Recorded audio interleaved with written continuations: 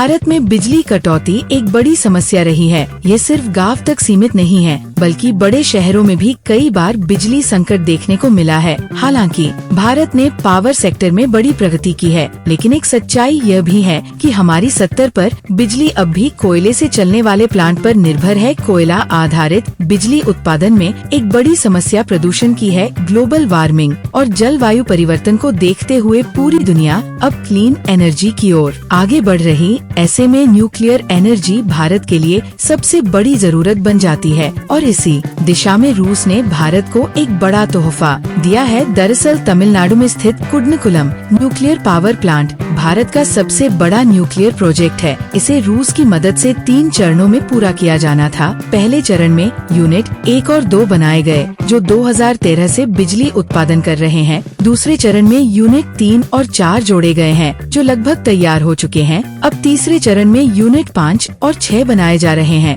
और इसके लिए रूस ने न्यूक्लियर रिएक्टर भेज दिया है। रूस की कंपनी रोस्टॉम ने कुडनकुलम न्यूक्लियर प्लांट के छठे यूनिट के लिए 320 टन का न्यूक्लियर रिएक्टर वेसल्स भारत भेजा है। ये रिएक्टर भारत से आने के लिए 177,000 किमी की समुद्री यात्रा करेगा। ये जहाज यूरोप की स्वेज नहर और अरब सागर के रास्ते तमिलनाडु पोर्ट पर पहुंचेगा। इसके साथ ही साथ स्टीम जनरेटर भी इस साल रूस से भारत आ जाएगा। लेकिन सवाल अभी भी यही है कि भारत को न्यूक्लियर सप्लाई में किन किन देशों ने आखिर धोखा दिया। दरअसल भारत को न्यूक्लियर सेक्टर में आगे बढ़ने से रोकने के लिए कई देशों ने बाधाएं डाली। जब 1974 में भारत ने परमाणु परीक्षण किया तो अमेरिका ने तकनीकी सहयोग बंद कर दिया। कनाडा ने भारत को CNDU रिएक्टर दिया था, लेकिन 1974 के परीक्षण के बाद सहयोग खत्म कर दिया। अब बात ऑस्ट्रेलिया की। ये दुनिया का सबसे बड़ा यूरेनियम एक्सपोर्टर है, लेकिन इसने भी भारत को यूरेनियम देने से मना कर दिया। चीन और पाकिस्तान, इन्होंने भारत को न्यूक्लियर सप्लाई ग्रुप यानी एनर्जी में शामिल होने से रोकने की पूरी कोशिश की। जब बाकी देशों ने भारत का साथ छोड़ा तब रूस ने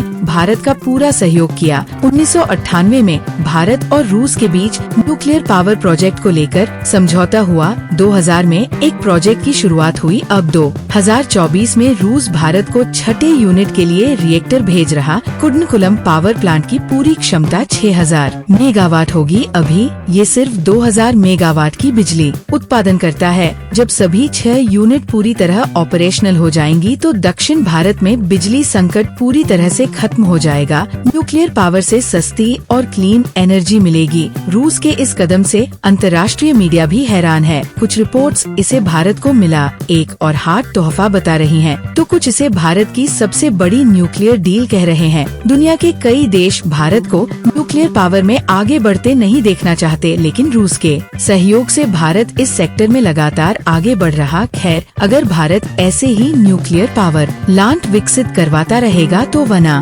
केवल बिजली संकट से मुक्त हो जाएगा, बल्कि एक न्यूक्लियर एनर्जी सुपर पावर भी बन जाएगा। अब देखना तो ये होगा कि जब ये प्लांट पूरी तरह से ऑपरेशनल हो जाएगा तब भारत की बिजली समस्या कितनी हद तक हल होगी। रूस के इस न्यूक्लियर सहयोग से भारत ऊर्जा आत्मनिर्भरता की ओर एक और आगे कदम बढ़ा चुका है। ये सिर्फ एक न्यूक्लियर पावर प्लांट नहीं, बल्कि भारत और रूस की दोस्ती का एक ऐतिहासिक उदाहरण है। अब आपको क्या लगता है, जिस तरह से रूस ने न्यूक्लियर तोहफा दिया है